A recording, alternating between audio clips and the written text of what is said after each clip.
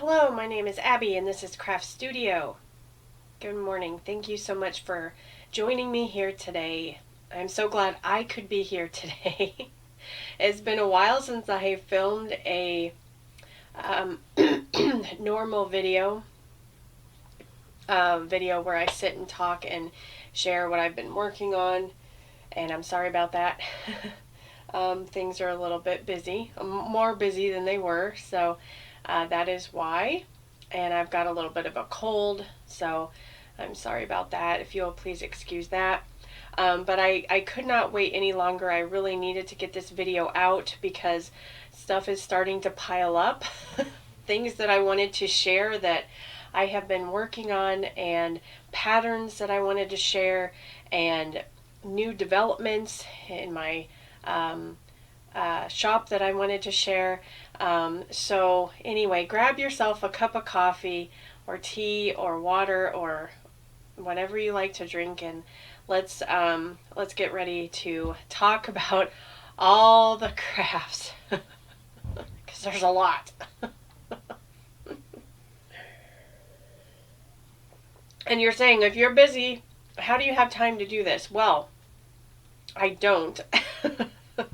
I do little bits here and there when I do have some time. And then that's why it's been like probably 2 weeks, maybe a little bit more than that, since I've filmed a regular video like this. I've been able to film here and there when I'm working on stuff, and then threw it together and threw out, a little short video for you just to kind of keep the momentum. But anyway, yeah. And I do share what I've been doing on Facebook in our Facebook group, Craft Studio, if you'd like to join there. I also share what I'm making on Instagram, so you can find me on there. And I share the patterns and the yarn and stuff, so if you want to keep up with me there, that would be great too. Also, my shop is on Facebook and Instagram, Craft Studio Bags, so if you want to follow there. So let's see. I don't know exactly where to start. I guess I could start with, I have a couple new dolls to share that I made. I wonder if that'll sit there. This is Margot.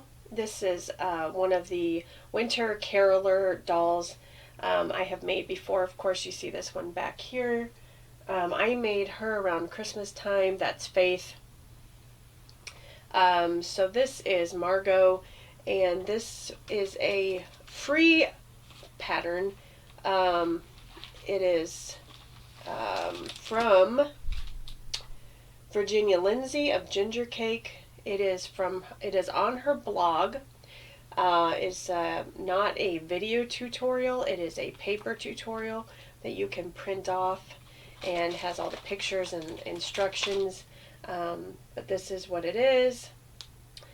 I love it. I've made 4 of them now. They're a lot of fun. Virginia Lindsay has a YouTube video, a blog, and a shop, and a website, and lots of things. But she is wonderful. She teaches very well. Sewing, some of her patterns are the first ones I used when I first started sewing, and she does an excellent job of sharing pictures step by step, and also giving instructions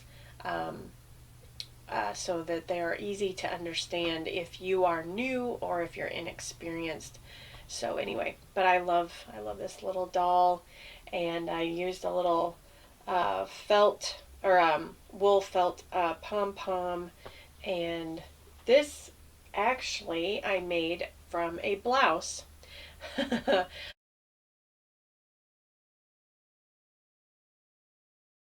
If you saw my last little short video, I've been cutting up old clothes to use as fabric for making dolls. So this was an old blouse, and the buttons were on the blouse as well. And I tried to do some more embroidery on the surface. So I tried a little flower, which it didn't really turn out too well, but that's okay. And then I just cut up a fabric scarf for her instead of crocheting or knitting, which takes a lot of time.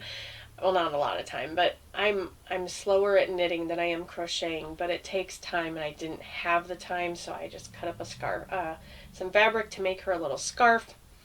And then her face, I believe, I can't tell for sure. This may be the coffee stained muslin.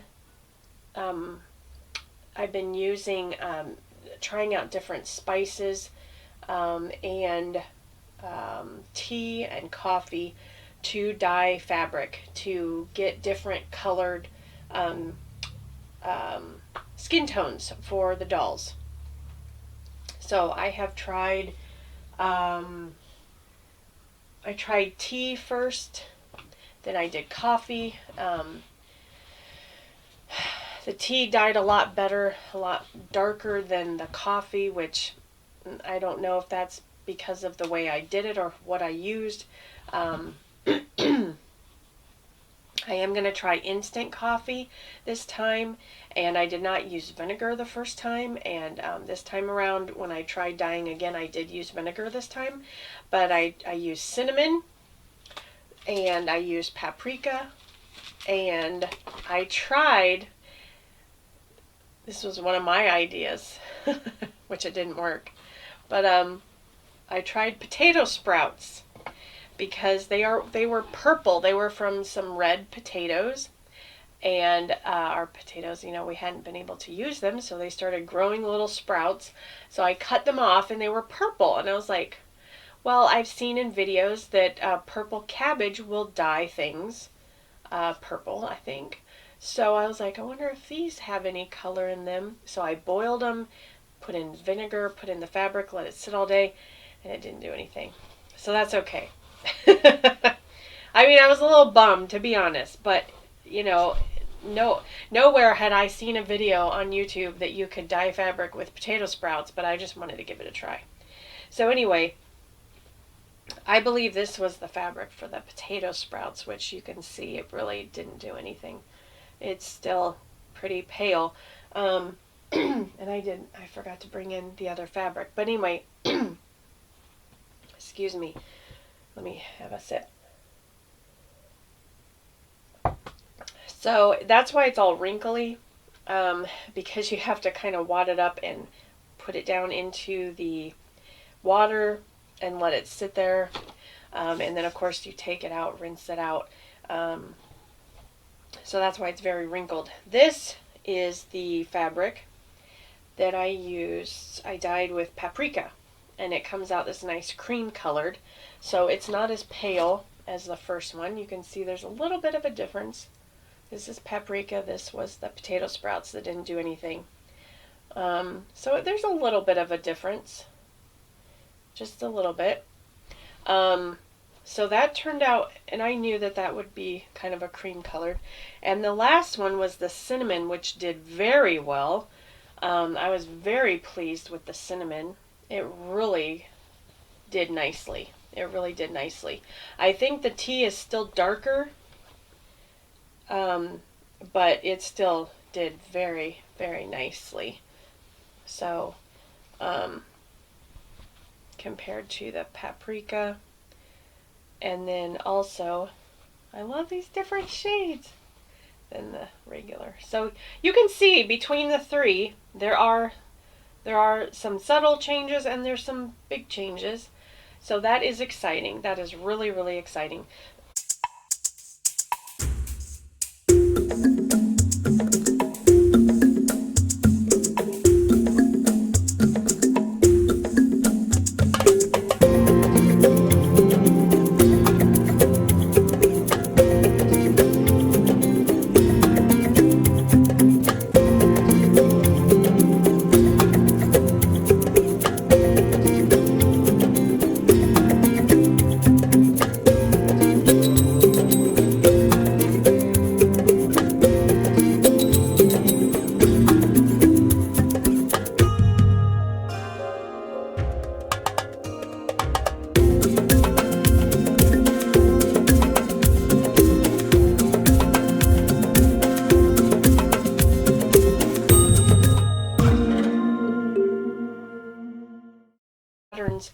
on Etsy that use this kind of staining technique, but instead of boiling it, you bake it on the fabric, which, you know, I know that sounds a little, oh, but it's to give it that really old kind of primitive look to the fabric. So anyway, I'm going to try that next. I'm really, really excited. But basically you mix up the hot water and the coffee and whatever else, and you kind of brush it onto the fabric, and then you put it in the oven and bake it. So we'll see how that turns out. So stay tuned for that. I'll share what happens with that. If it goes well, if it doesn't go well. But I'm really excited about that because you know, I like old things, and if I can take new fabric and make it look old, that's cool, because, you know, old fabric is just that. It's old fabric, and it may not hold together as well. It may not be as strong, and it's hard to find. It is hard to find, and when you do find it, it's, you know, I don't know. Anyway, so let me share a couple of the other things I've been working on, or let me share some patterns. So let's see. One of the patterns I got this was also by Gingercake. I forgot she had given me a 20% off coupon. It has been sitting in my account on Etsy for quite a while. So I purchased this Lulu llama pattern from her. So I'm going to try that. And as you can see, it uses faux fur fabric, which I've never done before. So I did order some. So I'm really excited. I'm going to try this fur fabric. I have never sewn with fur before, so I'm really excited to try this pattern and make a cute little llama. And I saw in her shop, you know, she has lots of reviews, and several people, because this pattern's been around a long time. I just now found or noticed it, and I thought it was adorable. But anyway, it's been around for quite a while. So they have testimonials and pictures of their llamas, so I got lots of great ideas. And but anyway, I just think it's adorable. So anyway, I'm looking forward to that. So watch out for that, and I will share all about it and how it goes sewing with faux fur fabric, if you're interested in learning about that or seeing how it goes. Okay. The other two patterns I found, I had seen on Instagram, one of the ladies I follow had made a really adorable bunny, since we're getting closer to spring and Easter, and so anyway, and she shared the shop that she found it in, and it was Liberty Creek Primitives. So I went there and I purchased this little bunny pattern that I am going to try. And it's not like a doll that has legs and you can play with. It's more like a statue kind of doll, just for decoration.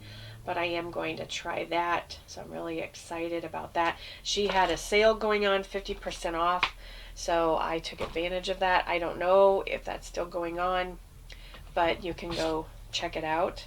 Also, I found this adorable, what's it called? Primitive Hanging Heart Pin Keep. So I purchased that. I thought that was really cute. So it's a little heart with a pocket and little strawberries for like sewing, to keep your needles and scissors and everything in. So I'm really excited about that. And the fabric, I was given some vintage fabric, and when I saw the picture on there, I was like, oh, that might be perfect for it. We'll see. Now hers is like blue with flowers, the fabric she used. Now, but this was given to me by a friend from church, and it doesn't have flowers. It's just a blue design, but she said this is vintage fabric, so I thought that would be pretty. It's not a whole lot, but I mean, there's enough. I could make a couple different things with this. So I'm really excited about it. So that's that. Okay. And I think I'm going to make some bunnies because we are getting into spring. Maybe some chicks, I don't know. Getting close to Easter as well. So anyway, we were given a bag of clothes, and this skirt was in the bag of clothes. This is for my daughters, but this is way too big for my girls, and they don't wear skirts a whole lot. But this is perfect for dolls. This is cotton, and it's pretty thick, and I like the colors and the design. That looks very springy. So I did take this out, and I'm going to cut it up and make something out of it. So I've been having a blast looking for stuff, looking through stuff, and trying to source fabric. Now I realize not all clothing can be cut up and used to make things, especially very stretchy things.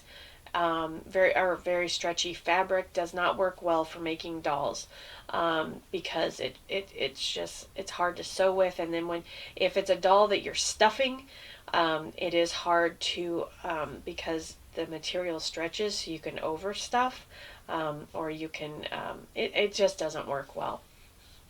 So anyway, you kind of have to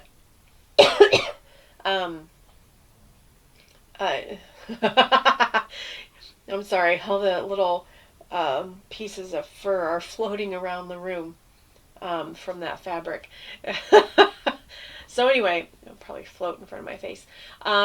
Anyway, so some materials, some fabrics that are used for clothing are not ideal for doll making, or whatever other things you're sewing, but a lot of them do work. So anyway, just kind of use your own judgment. If you don't want it too thin, you want it thick and kind of sturdy. Especially if you're making it for a child that's going to play with it and be a little bit rougher with it. If you're making it for an adult that maybe is just going to sit on their little end table and look pretty as a decoration, I think any fabric you want to use is fine. But several of my dolls have gone to little children, so I try to use very thick, good quality fabric so that it will stand up and stand up against the wear and tear of children playing with it. So just bear that in mind. Also, the buttons. As you can see, I used the buttons off of there, and a lot of them I saved. You can never have, well, I guess you can. You can have too many buttons, but I don't have a lot of buttons. Most of the buttons I have bought from Walmart, they're cheap plastic. So anytime I find good quality buttons on clothing, I will cut them off and save them so I can use them for something else. And I use these. These are vintage buttons that were given to me. I believe those are plastic. So anyway, oh, and I have a new doll to share. This is one of the dolls, I think were in my last video. I think so. This is Ruby, and she is just, she's my favorite. I had 4 dolls that I made, and I did take pictures and videos, so I will pop those in as well. There were 4 of them that I made out of the clothing that I had cut up and sourced for the dolls. So let's see, there was Sophie, there was Dana, Imogene, and Ruby. So Ruby's the one I kept. The other 3 went to their new owners. So this was actually, the top material here is from some old Christmas pajamas that I had, and then this fabric for her tights was given to me, and I thought it looked really well, or it worked well together. I did put some lace on the top of her dress just to kind of dress her up a little bit. And this time on these dolls, I did not do the embroidery for the face. I actually just used a pen and drew the face on just because I wanted to see if I liked that better or if I didn't or what. It is a lot quicker. Embroidery takes time. And when I make the dolls, I do try to make a few at a time, but then it just, each step takes longer when you have more. But then when you're done, instead of having one done, you can have multiple ones done. But anyway, drawing the face, and I've seen some people paint the face with fabric paint. I don't have any fabric paint, but it is easier, it's quicker, but I really like the look of the embroidered face. This is Gemma, and I embroidered her face. When you're making handmade dolls that are going to be heirlooms, that people are going to keep for a very long time, or you hope they will be kept for a very long time and treasured, I think in a pinch, if you are in a hurry and you want to get something out, draw it, fine. But I just think it is really worth it to take the time to embroidery. That's my opinion. People may not agree, and that's fine. It also, the texture, I mean, you can feel the embroidery, with children. I think that's really important, touching and feeling, different fabrics, different textures on the dolls. The felt, is soft. The lace is a little bit rougher. Cotton feels different. I also used corduroy. The corduroy pants that you saw me cutting up, I used for Ruby's hair. So that's very, it's got these lines, which makes it kind of ridgy. And then the flannel, of course, is very soft and warm. But that's why I call them textile dolls, because they're all different kinds of fabrics and textures.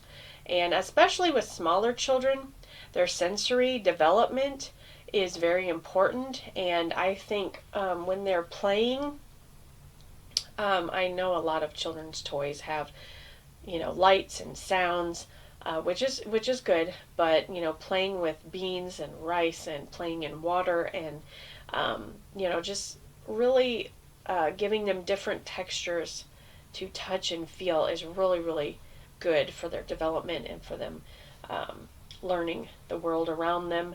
So I thought, well, if they're going to be playing with the doll anyway, why not give them, different textures to touch and feel. And this little kerchief that I knit, it's very bumpy, but it's very squishy too. Now, children aren't playing with this doll. It's just sitting in my yarn room, but this wasn't an experimental doll because I hand sewed her arms on myself, and I do not know how well that would hold up with a child playing with it. I hope it would withstand the challenge, but I don't know that it would. So, anyway, and there's little Alice. She's here with us too. So anyway, yeah, this is Ruby. And let's see. Oh, I wanted to share also about my peg bag. I will share the original. This is a real, honest to goodness, vintage peg bag, and you can tell because of how I washed it. I even washed it. And I think it's adorable if you see the little doggy on there. And it says wash day. So I was able to find this, and it has a hole in there. I'm going to have to, I don't know if I'm going to patch that. I'm going to try to, I think. But, and it came with some vintage Clothespins. I couldn't think of the word. But anyway, and this is, I think, I'm not sure what fabric this is. I know it's cotton, but I don't know what kind of cotton. But anyway, this was found in my dad's basement, hanging up. The person that used to live in my dad's home before him left a lot of things behind when they moved out. And so yeah, that's where I found a lot of the old clothes that I cut up. And this peg bag, and I was so excited because when I brought it home and I washed it, it had these vintage clothespins in there, and I mean, these are good, solid clothespins. And the reason I'm saying good, solid clothespins is because I went out to the store and I found some more clothespins because there wasn't a whole lot in that bag. So these are the new ones that I bought. And now I did get these in the craft section, so perhaps they're not meant to be as sturdy and as, oops, just dropped something. Maybe these are more for like paper crafts, you know what I mean? Where these are, really heavy duty. I mean, these are strong. These are going to hold a wool sweater, on a clothesline, where this may not even hold a sock, you know what I mean? But I think if I had gone, excuse me, to maybe the area where they sell, like detergent and stuff, that maybe they would have been stronger. Maybe these were just the wrong kind. But anyway, I did purchase them. They were really cheap. Well, what do you expect? If you're going to buy something cheap, it's going to be cheap. But anyway, well, I guess that's not all the time. But these are really nice. I really like these. These are strong, sturdy. I can just see my grandma using these. So anyway, there it is. So I used this as a template because I did not have a pattern to make another peg bag of my own. And I used the clothing that I found in my dad's basement and made this. So here it is. I decided to use this pretty floral for the background and this polka dots, so I thought was really cute. And then I did have this gray bias tape, so I had never used that before, so I did that. And then the back is from a pantsuit, which is this really pretty soft pink, which I thought was really nice. It was actually her skirt. It was a skirt. And I tied this little ribbon at the top to make it look fancy, and then these buttons were actually from the top that went to the pantsuit, which I thought were just gorgeous. So I had to cut them off and use them, and I put one here. I just had to use them. They were just too pretty. So anyway, and I have been actually using this. I really have. I do not have a clothesline in my backyard, although I wish I did. Maybe someday I will. But I've been using it. So I'm very excited about that. Very, very excited. All right. What shall I share about next? Oh. So you will also see that I'm running really low on time. I may have to save this for the next. I think I will. I will save the rest of my stuff for the next video because I'm getting really short on time. And I still need to add in some pictures. So anyway, take care. God bless. I will see you in the next video. Thank you so much for watching. Alrighty. See you later. Bye-bye.